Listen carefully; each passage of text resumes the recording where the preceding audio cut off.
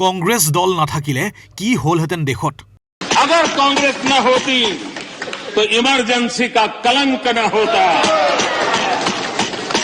अगर कांग्रेस न होती तो दशकों तक करप्शन को संस्थागत बनाकर नहीं रखा जाता। अगर कांग्रेस न होती तो जातिवाद और क्षेत्रवाद की खाई इतनी गहरी न होती। সংসদত চলিত বাজেট অধিবেশনত ৰাষ্ট্ৰপতিৰ ভাষণৰ বাবে ধন্যবাদৰ প্ৰস্তাৱৰ উত্তৰ প্ৰধানমন্ত্ৰী নৰেন্দ্ৰ মোদীৰ। সদনৰ মজিয়াত আক্ৰমণাত্মক প্ৰধানমন্ত্ৰী মোদী। ৰাষ্ট্ৰপতি ভাষণৰ অভিবাদন জনাই ৰাজ্যসভাত আক্ৰমণৰ লক্ষ্য কৰি ললে কংগ্ৰেছক। মহাত্মা গান্ধীৰ ইচ্ছা অনুসৰি স্বাধীনতাৰ পিছত কংগ্ৰেছ সমাপ্ত হলে কি হলহেতেন? বিৰোধী দলৰ প্ৰতিবাদৰ মাজতে ৰাজ্যসভাত উত্তৰ দিলে প্ৰধানমন্ত্ৰী নৰেন্দ্ৰ মোদীয়ে। দেশৰ আটাইতকৈ পুৰণি দল কংগ্ৰেছক সমালোচনা কৰি প্ৰধানমন্ত্ৰী মোদীয়ে কয় যে যদি কংগ্ৰেছ নহলহেতেন দেশৰ ৰূপ বেলেগ হলহেতেন। কংগ্ৰেছ নাথাকিলে শিখসকলৰ নৰসংহাৰ নহলহেতেন।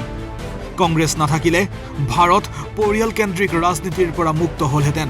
কংগ্ৰেছ নাথাকিলে দেশত জৰুৰীকালীন অৱস্থা ঘোষণা কৰাৰ কলংক নালাগিলহেতেন।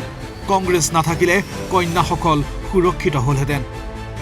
প্ৰধানমন্ত্ৰী নৰেন্দ্ৰ মোদীয়ে কয় পৰিয়ালতকৈ ওপৰত ভাবিব নোৱাৰে কংগ্ৰেছে। ভাৰতৰ বাবে আটাইতকৈ ডাঙৰ ভাবুকি কংগ্ৰেছৰ পৰিয়ালকেন্দ্ৰিক ৰাজনীতি।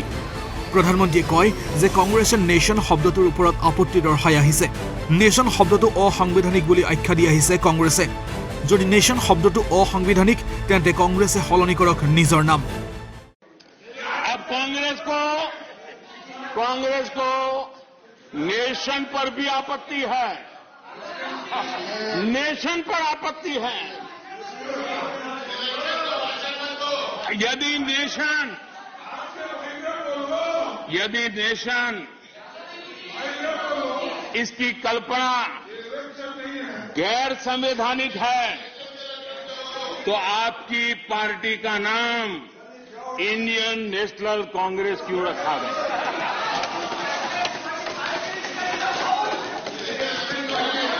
अब आपकी ये नई सोच आई है तो इंडियन नेशनल कांग्रेस नाम बदल दीजिए और आप फेडरेशन ऑफ कांग्रेस कर दीजिए। अपने पूर्वजों की गलती जरा सुधार दीजिए। গোৱাৰ স্বাধীনতাৰ ওপৰত মন্তব্য কৰি পৰোক্ষভাৱে জৱাহৰলাল নেহৰুকো সমালোচনা প্ৰধানমন্ত্ৰী নৰেন্দ্ৰ মোদীৰ।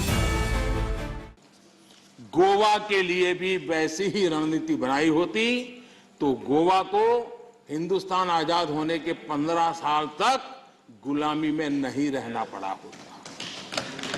भारत की आजादी के 15 साल के बाद गोवा आजाद हुआ और उस समय के 60 साल पहले के अखबार, उस जमाने की मीडिया रिपोर्ट बताती है कि तब के प्रधानमंत्री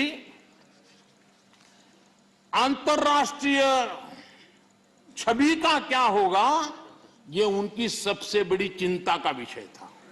पंडित नेहरू को दुनिया में मेरी छवि बिगड़ जाएगी तो, और इसलिए उनको लगता था कि गोवा की औपनिवेशिक सरकार पर आक्रमण करने से उनकी जो एक ग्लोबल लीडर की शांति प्रिय नेता की छवि है वो चकनाचूर हो जाएगी।